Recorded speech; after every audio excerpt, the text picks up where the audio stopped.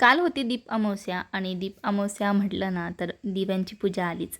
तर त्याआधी बघा मी सर्वात आधी सर्व असं देवाऱ्या साईडला करून घेतला आणि देवाऱ्याची जागा असते ना ती छान अशी क्लीन करून घेतली. स्टाईल होती छान अशी घासून पुसून टाकली.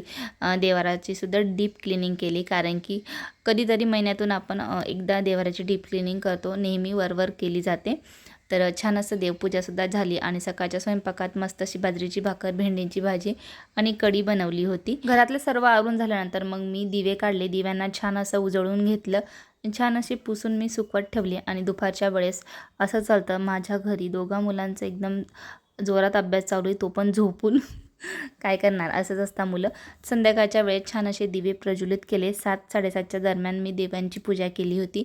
मस्त असं लाल वस्त्र अथरलं आणि त्याच्यावर सर्व दिवे मी लावून घेतले. आता फुलं तर नव्हते संध्याकाळच्या वेळेस.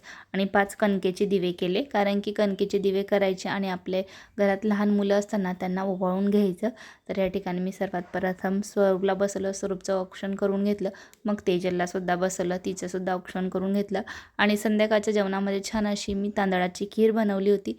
त्याचसोबत छोलेंची भाजी बनवली होती आणि पुरी बनवली होती. सिंपल बेत ठेवला होता मी, पण मुलांना खूप आवडतं म्हणून मग मी छोलेच बनवले. आणि या ठिकाणी छान अशी खीर बनवली. देवांना छान नैवेद्य दाखवून घेतला.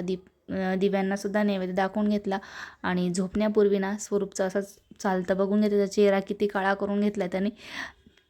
ड्रॉईंग करता करता त्याचा चेहरासुद्धा ड्रॉईंग करून घेतली त्यांनी.